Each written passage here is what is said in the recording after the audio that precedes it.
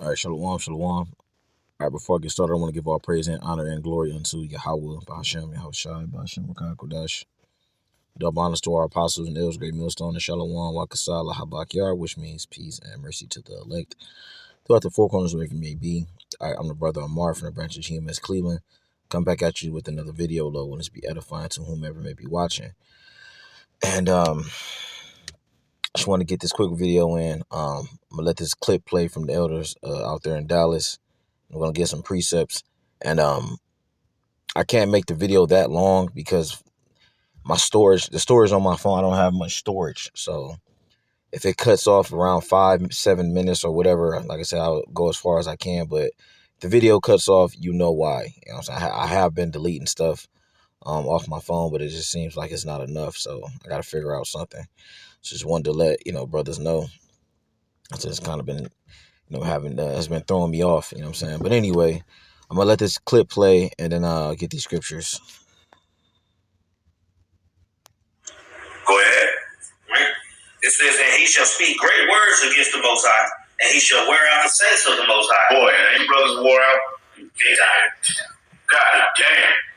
When you look at Jake, they just defeated, man. Their they're just high out of their mind, drunk. They just bewildered. They hurt. Lion, got the whole lion. They out of there, man. This system wore Jake out, man. He shall wear out the saints of the Most High. This system, it's like, and then when now that we know righteousness, you looking at this life, you like, damn. Literally, we will be doing this shit till we 60, 70, 80 years old and get a check and die. Man, yeah, he was going back to their land. Yeah, I be hearing people telling me like, man, it's too much over here. Yeah, so I just want to go into what Elder Yashwama was speaking about. That first part, he made, he spoke about pretty much how Jake was, wore out. You know what I'm saying? And when you go into that definition, I know the elder was Elder Yatazak was in Daniel. I just can't remember the exact precept or where it's at, but I think it's in Daniel 7, might be 7th, the 7th chapter. But when you go into that word wore out, it's going to take you to a word, I think Baal or Balal, Baliam or something like that. It's going to tell you when you look it up in the Hebrew, it's going to say to constantly harass. All right, it's going to say to constantly harass, man.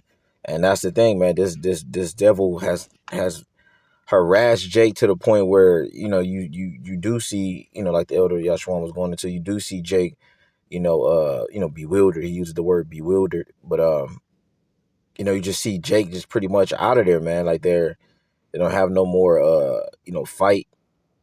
They don't have any more will, you know what I'm saying, just to try to do better, you know what I'm saying? They're just pretty much at a lower state, and they like I said, they've been defeated, you know what I'm saying? So when you go into let me see. Hold on one second.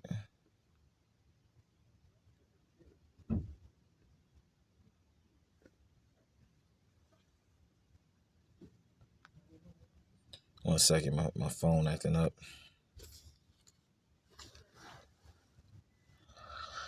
Oh my God, this is not one thing is another. So I'm using my other phone, and it just started acting up on me. So I just want to get this right here. Go. God damn, man.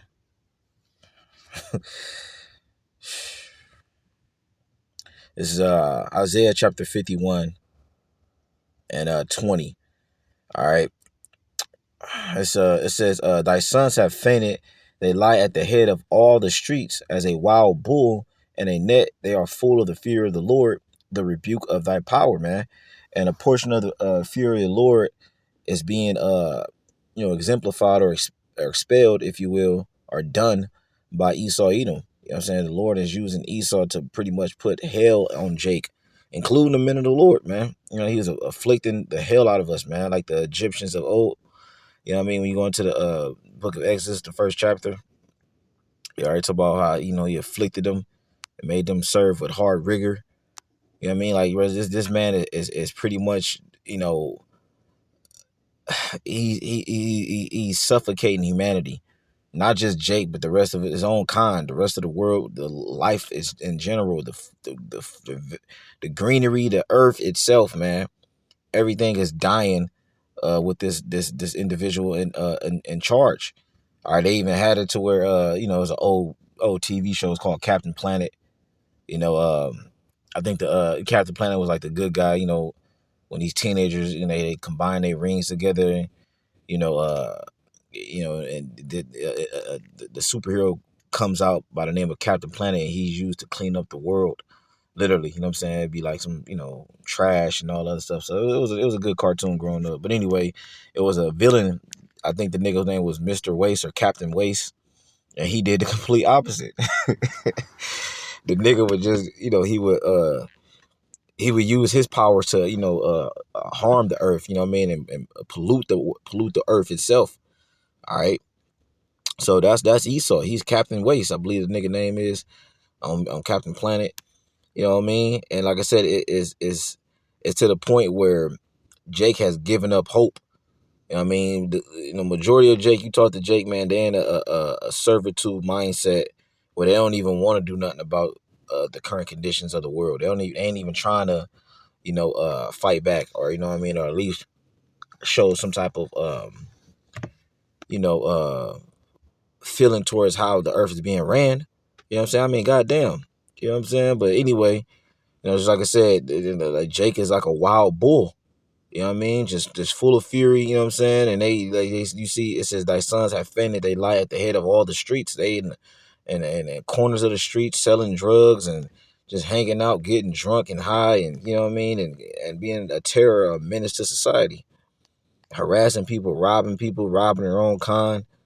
You know what I mean? Plotting on one another is like, this has to end, man. And it will. It says, verse 21, therefore hear now this, thou afflicted and drunken, but not with wine. See, you're not drunk. I mean, even though you are, a lot of our, you know, men and women are physically drunk and roaming around the streets high as hell, but it's more so talking about the mindset, the condition.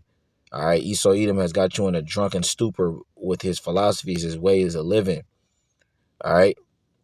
Thus saith the Lord, thy power and thy God that plead the cause of his people. Behold, I have taken out of thy hand the cup of trembling, even the dregs of the cup of my fury. Thou shalt no more drink it again. Right. And this is what we're going through right now, man. The cup of the Lord's fury. All right. Just catching hell left and right. All right. It says, but I will put it into the hand of them that afflict thee, which have said to thy soul, bow down, that we may go over, and thou hast laid thy bodies as the ground, and as the street to them that went over. So yeah, this cup, this hell, pretty much that's what that cup goes into, the hell and the affliction we've been catching by the hand of the Lord, pretty much predominantly through Esau Edom and these other heathen nations, even 2/3 of our own people. All right, and the self-infliction of our own people as well. That's going to be overturned and put upon the heathen. Started with Esau Edom. All right, but we have to wait till the said appointed time. All right. And now let me get this wisdom sound, and I'm gonna close it out, because like I said, if I make the video any much longer, it fucking around not even upload, man, or might not let me upload it. But man, so he spoke about towards the latter end of the part. He said, you know, we'd be pretty much doing this till we 67 years old and die. If the Lord don't come back, that's what it would be. Whatever job you work, you know, you have to look at it like, damn, if the Lord don't come back, you know, I'll be doing this job or another job or a worse job until you know, I drop dead, man. That is no way of living. And this is why we calling for the Lord to destroy this place, in which he will. That's why we have to keep doing these lessons, keep doing these videos, throwing up these prayers. All right. It says, let me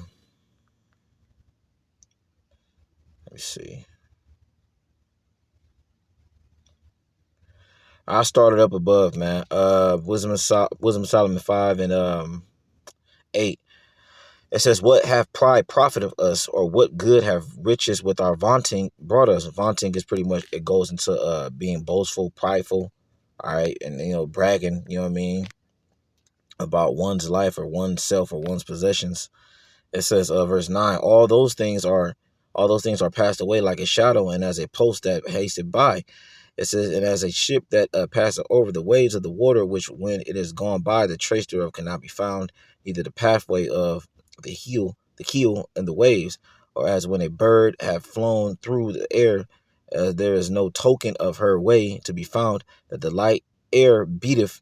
It says, but the light air being beaten with the stroke of her wings and partnered with the violent noise, it says, in motion of them is passed through, and therein afterwards no sign where she went is to be found. Right.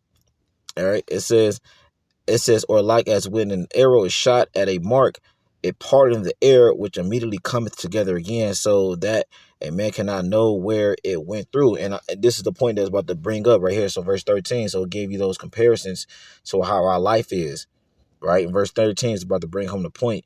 It says, even so we in like manner, as soon as we were born, began to draw to our end and had no sign of virtue to show, but were consumed in our own wickedness, man. So that's similar to, living this life, man. This life that we currently live is really pointless to a degree if you're not serving Yahweh Shem Yahushai.